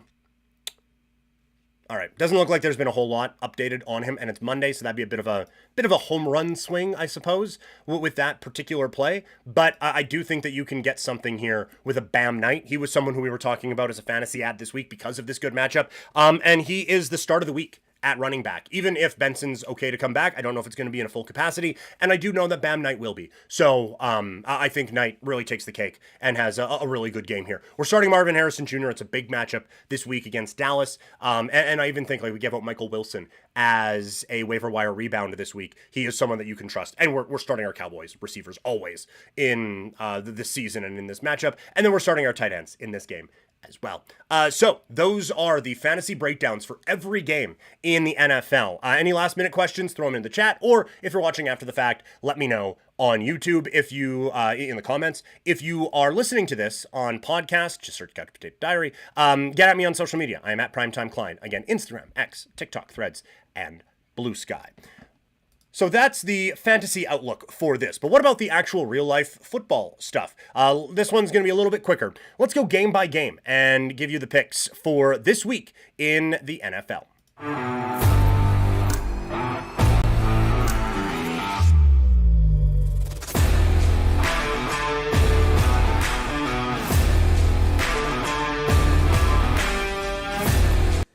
All right, it is another week in the NFL. Let's go game by game and give our predictions for each one of these. The order going to be a little bit different from the fantasy. Also, I said this in the last segment, but if you're watching just the YouTube video of this after the fact, with a lot of these previews before, I've given my picks and the gambling thoughts along with the fantasy in one video. If you're looking for the fantasy football, that was in a different video. But if you are watching live, get your fantasy football questions in right now. Okay. Let's start. Bears taking on the Bengals. The Bears on the road are favored by 2.5 points. The total is at 51. Neither defense is very good. So I think even with the potential of Joe Flacco not being in the lineup, there could be an over in play here. Flacco's injury does kind of keep me away from going too far onto the over in terms of making that like an actual play this week. Trying to find some player props here that we like. Looking at a Caleb Williams one. Do we have... Oh, we don't have those props in this particular site. Great. Fantastic. Okay. Well, never mind that then. Man, like Flacco has really turned things around for the Bengals. This number, while we're recording, the number now has bumped up to 3.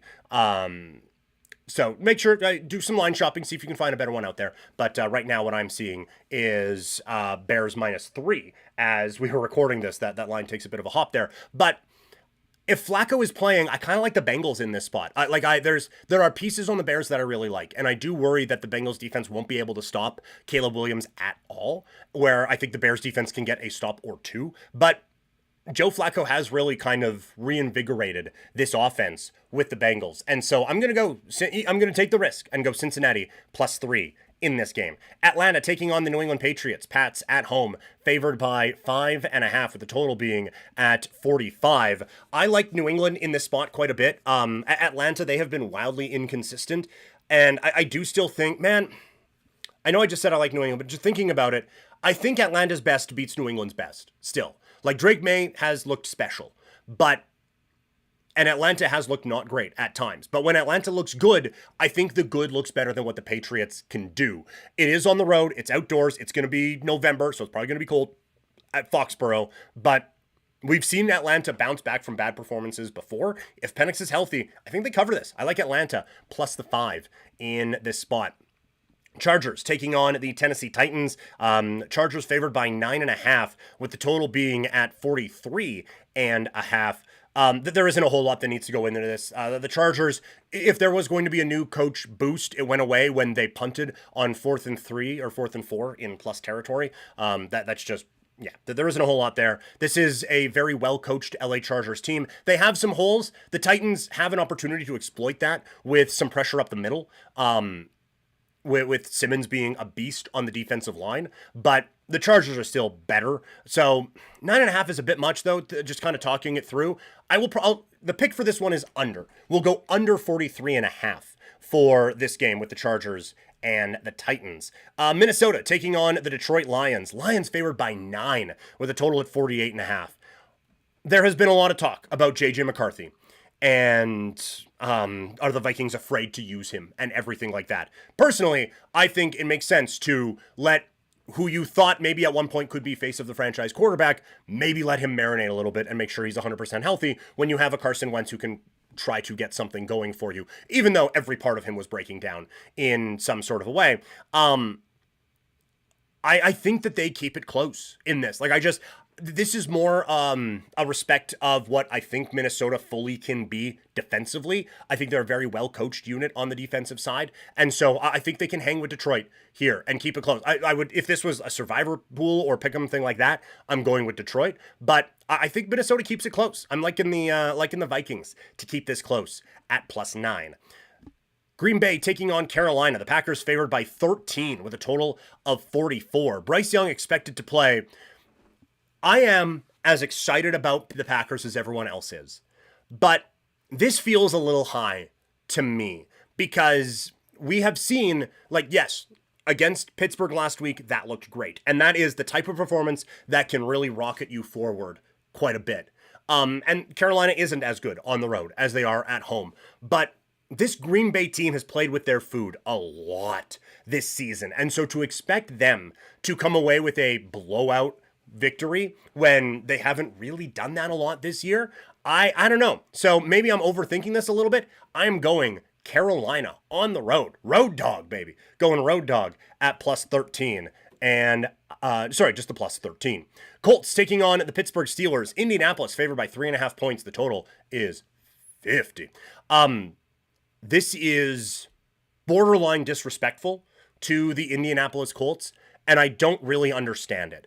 Unless someone is hurt that I don't know about, I think the Colts are a bad matchup for Pittsburgh. I think they have receivers that can kind of take the top off the defense and exploit where this secondary has been vulnerable this season. I think the offensive line has been good you're not going to take away some of the great pass rushers that the Pittsburgh Steelers have, but they can limit it a little bit. And Jonathan Taylor is better than any running back going in the NFL at this time. And this is a defense that has looked pretty solid against the Steelers offense that has been good, but has been more lucky than good, I think, this season. So I like the Colts big in this. I love this Colts -3.5. I might give a little thought to the under as well because of how good I think this Colts defense can be and how little respect I have for what the Pittsburgh Steelers offense could do. San Francisco, -2.5 against the New York Giants with the total at 48.5.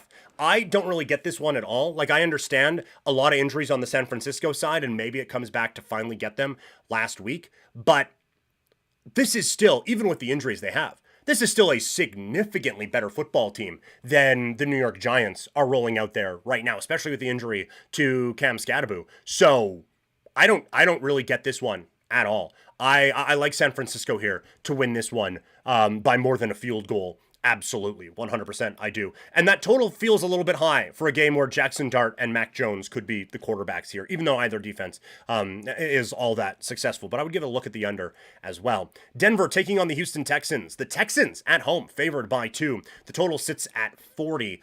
I love CJ Stroud. I love Nico Collins. And this defense is really, really good. But even though they have found ways to kind of shore it up the last little bit, this offensive line, I don't think is going to be able to handle what the Broncos can bring as a pass rushing unit on defense. I love the Broncos in this spot. I think that defense is really going to dominate against the Texans. I don't think Bo Nix has a particularly good day. We talked about this in fantasy. Neither of these quarterbacks are ones that I'm trusting right now, but I think that there is a real opportunity for Denver to pick up a win on the road in this spot. So yeah, I'll take the points. I'll take Denver +2. Absolutely. I'll even look at Denver +105 as a money line play. And looking at the total, under 40 feels like a pretty good spot to be right now also. But the official pick is Denver +2. Rams against the Saints. Again, we don't need to break this one down a whole lot. The Rams are a very good team and the Saints ain't. So Rams -14. Sure, we'll go with that. Jacksonville taking on the Vegas Raiders. The Jags favored by 2.5 heading into the Vegas hole, with the total being 44.5. I get Jacksonville didn't look great the last time we saw them, and it has been a little up and down, but the Raiders are not a good football team. You can make a case that they are one of the 3 worst teams in the National Football League at this particular time. So, no, I'm not buying this at all. I am surprised the number is as low as it is. I don't see it with the Raiders. I don't know what they do offensively to deal with a pretty good pass rush that Jacksonville has. I don't know what the Raiders can do defensively to stop Brian Thomas Jr. Or Trevor Lawrence or anything that Jacksonville has going on the offensive side. So no, I will take Jacksonville minus the 2.5 all day in that one. The game of the day is Buffalo against Kansas City. The Chiefs are favored by 1.5 heading into Buffalo, with the total being at 52.5. I know these two teams go a little bit insane when they play each other. I have too much respect for either defense to not take the under on a number that comes in at over 50. I can't not do that. So I love under 52.5 in this spot. Kansas City getting Rice back, I think, is a difference maker. And like Cook, I think, can be a bit of a game breaker in the run game that other teams haven't been able to have against Kansas City when they get going running wise. But I just think Rice is a bit of a difference maker in this spot. I think Kansas City kind of needs this one a little bit more, given where they're at regular season wise. Not that matters, like that. Oh well, this team wants it more. Well, should have practiced that then. But yeah, I'm going to go Kansas City minus the 1.5 in this spot. It's going to be a heck of a football game, though. I cannot wait. And Seattle taking on Washington. Seahawks favored by 3 with a total at 47.5. Jaden Daniels coming back certainly makes this interesting. I think Washington's defense continues to get exposed a little bit here. I like Seattle in this spot. I think the defense is really, really good. And just too many injuries. Daniels coming back from an injury is great, but is his timing going to be there? Is his consistency going to be there with the great defense that Seattle has? I just don't think so. So I like Seattle in this spot minus the 3. And then we go to Monday night. Again, these are your primetime breakdowns. So follow me on social media. I am at Primetime Klein.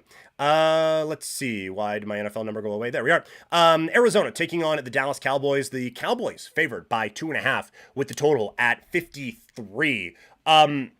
Look, Dallas's offense can be elite. Dallas's defense is bad. Arizona, I have said 100 times that I need to give up on these guys. But it's going to need to be 101 more. I like Arizona here. I will go to my, not grave. I don't think I will think about the 2025 Dallas Cowboys that long, but I am going to die on the hill that Dallas isn't that good of a football team.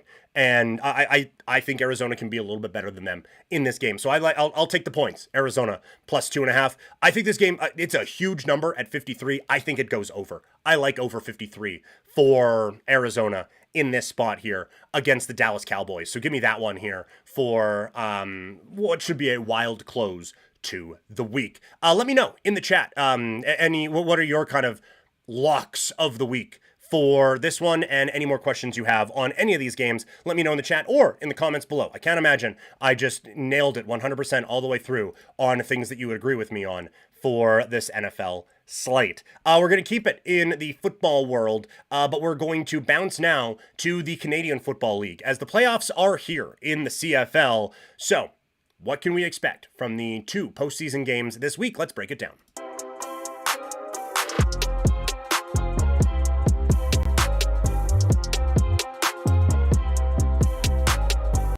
It is playoff time in the Canadian Football League. There is no better time than playoffs in football. And in the CFL, it's something different, man. So very excited that CFL playoffs are here. I think it's going to be a really, really good weekend in the Canadian Football League with a couple of pretty good games. I do have my best bets piece. It doesn't look like it has been posted just yet, but the best bets will be up on 3 Down later this week, so make sure you check that out. So because of that, I'm not going to give every pick that I gave there, but let's break the 2 games down. We start in the East, where the Winnipeg Blue Bombers, who, when there's only 8 teams, they're actually an East Division team, but they now cross over into that to take on Montreal. When you look at the stats this year, it is a little bit misleading on both sides because both teams have dealt with injuries and inconsistency all season long. But Montreal, they get banged up in that last game, but for the most part, Montreal is getting healthier, and specifically at quarterback with Davis Alexander, who hasn't lost a game as a starter this season. So I'm kind of trusting that. I give the check mark there to Montreal against Winnipeg at quarterback. I think Davis Alexander getting back, getting healthy, getting into that rhythm the last couple weeks of the season helps them out immensely. I'll have the note in the 3 Down, but I believe it's 2 of his 3 games he's gone for over 300 yards passing and doesn't have an interception yet in that game or in that time. So really good spot for him to kind of thrive here against a Winnipeg defense that the numbers I think look better than it has actually looked on the field this year, but they are a decent unit, but not one that I think should give Alexander or Philpott a whole lot of trouble this week for Montreal. On the Winnipeg side, Zach Collaros, they have had a very difficult time keeping him healthy, and we'll get to that in a second, but he hasn't looked good. Even in the times where he's been healthy, he hasn't looked all that effective this year.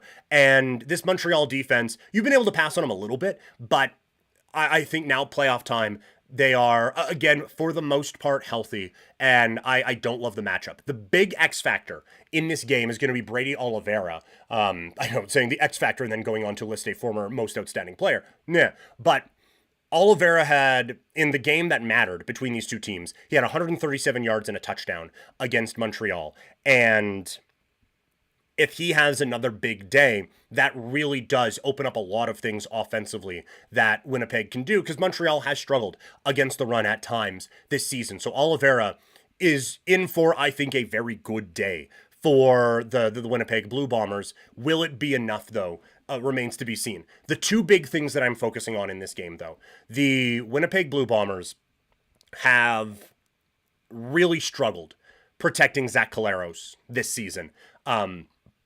They are one of the leaders in giving up sacks in the Canadian Football League all year, and the times where they didn't are times where they threw the ball 8 times. So I have a real concern about that because Montreal's pass rush, they disguise it really well, and they are very aggressive with that. And so I could see them giving Collaros all kinds of problems in this game because of the creativity that they have and the relentless nature of that pass rush against an offensive line that just struggles. They just do. The other one is Winnipeg struggles with turnovers, and Montreal is a ball hawking defense. Now, I think part of that is the offensive line has struggles, and so Collaros has a few moments and just has to get the ball away. But Montreal forces a lot of those. They disguise coverages very well, and it's a bad matchup, I think, for Winnipeg. So when you look at kind of a side-by-side of a lot of the kind of traditional stats, it looks relatively even. But you watch the games on the field, I don't think it's close. And you look at some of the other bigger ones to look at, protecting the quarterback, protecting the football, it's all Montreal. So because of that, I like the Alouettes in this spot. There's a couple other plays I suggest in the best bets on 3 down. So check that out there later this week, or follow me on social media and I'll post the link when it gets posted. On to the West final, semifinal, where it'll be Calgary against the BC Lions.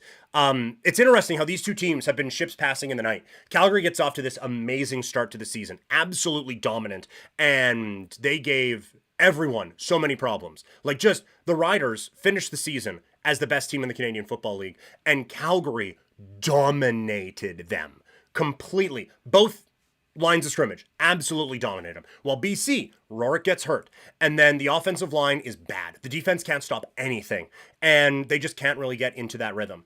But everything changed for Calgary when Florian Orimolade goes down with the injury, where BC, I don't know if there was a player ad or anything that kind of flipped that switch. It's just Rourke has been Superman. He has been unbelievable this year. But Calgary has fallen off as BC has gotten better. That allowed the Lions to pass the Stamps for second in the West, which I as the season was going on, didn't think that would be possible. But now it is. And now Calgary has to go into BC to take on this Lions squad. And look, I get Calgary has addressed a couple of things on defense, and I get that they've gotten healthier. But without Orimolade, it has been night and day. I don't like to give all the stats I give in the 3 down piece, but this one I can't not. With Orimolade in the lineup, Calgary played 11 games. They went 8-3 and gave up an average of 19.4 points per game. You stretch that out over the whole season, it's the best defense in the Canadian Football League.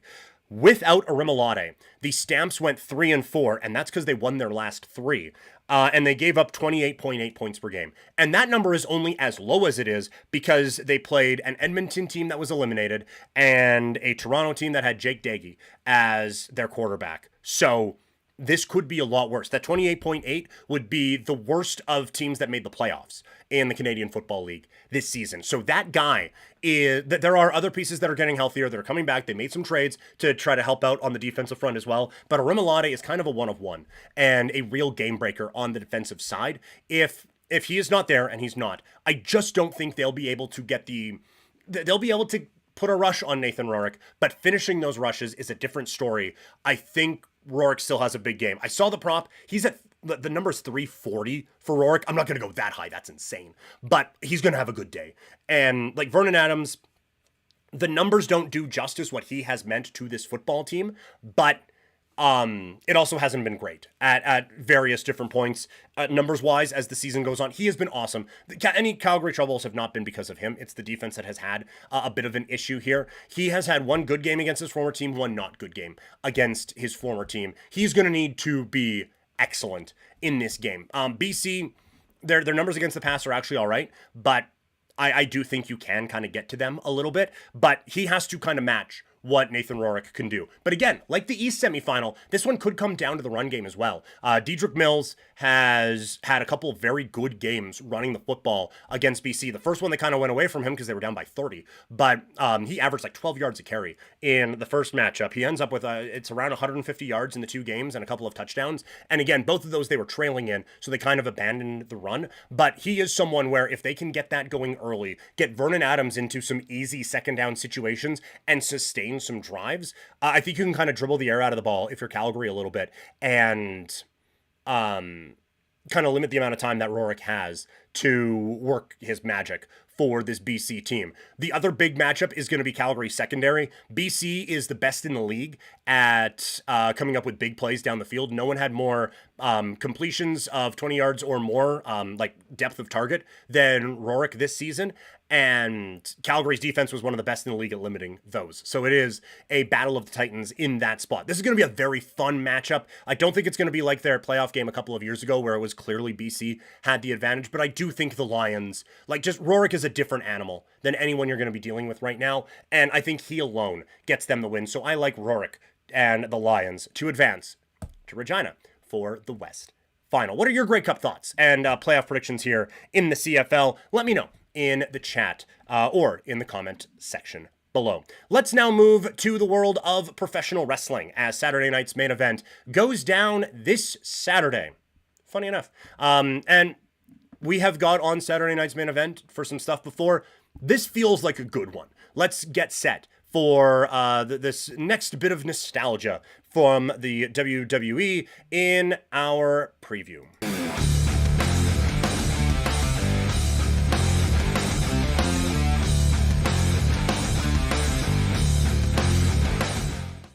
It is another edition of Saturday night's main event going down this weekend. 4 title matches on the card. Let's break it all down.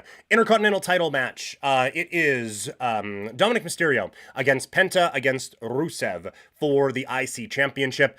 Dominic Mysterio is on another level as a character right now. I could see them wanting to get the belt off of him though, and giving a bit more of a boost to a Penta or a Rusev. I think we are at a point now where these guys kind of need the title to kind of elevate them a little bit more, where Dom doesn't. Dom still has he's still the Mega Campeon from AAA, and I think that I don't want to say he's outgrown the Intercontinental title, but I think there are other things he could do, and there are other guys who could benefit from it more at this time. You don't have to pin him in this one. I like it going to Rusev here. I think he has just so much upside, so much potential with him. Obviously, Penta does as well, but I think that the character Rusev really does benefit a lot from getting the IC title here. Obviously, we're going to have some kind of grande whatever, but I wonder if this kind of really drives in the fracture of the Judgment Day with Finn and JD and Dominic. It feels like we've just kind of been in a holding pattern, obviously, with Liv Morgan's injury, but I wonder if this one really does set that divide here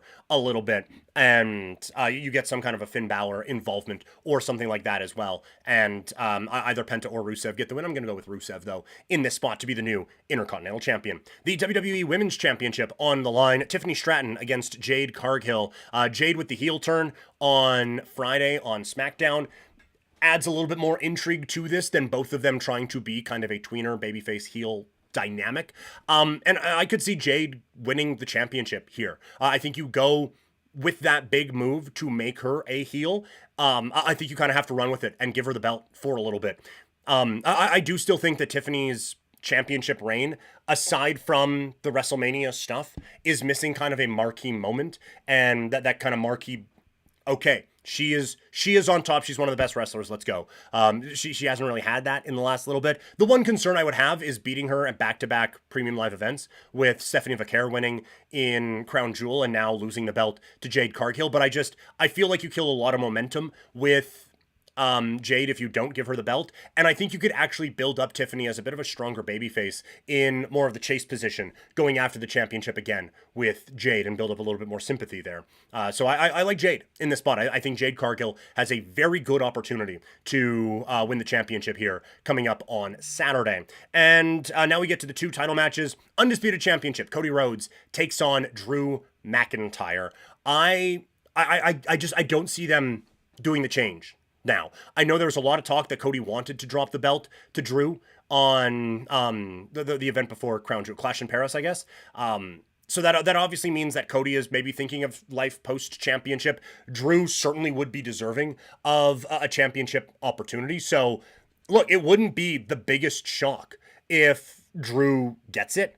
But I don't see them doing that here. I've already predicted 2 title changes. We're going to have a new champion in the main event. It'd be wild to have 4 title changes on a Saturday night's main event. So I do think Cody stays the course and retains as the undisputed WWE champion. Then we go to the main event for the vacant World Heavyweight Championship. CM Punk going up against Jey Uso. A lot of very interesting storytelling devices going on here with Jay and Jimmy, and the back and forth they have had. Roman as kind of the big thing hanging over this whole thing, as he always does. What role does the Vision play in this sort of a thing. What does Brock Lesnar have to do with any of it, if he does at all? I could see the vision with Brock coming in and keeping this vacant, like having a bit of a schmoz finish where we don't get the title decided here. Hopefully that means it's not the main event, although it probably will be, but kind of continuing that storyline on into War Games and doing something with that, something along those lines. I think there's a way you could get creative there. I don't mind just if Punk is out, or sorry, if Rollins is out, having Punk be the champion and having that push against the Vision with Punk against Paul, Punk against Braun, Punk against Bronson. Like, I think there's an interesting story at play there that you could do that kind of needs the title, where Jay, Jimmy, Roman, Bloodline, that doesn't need the championship right now.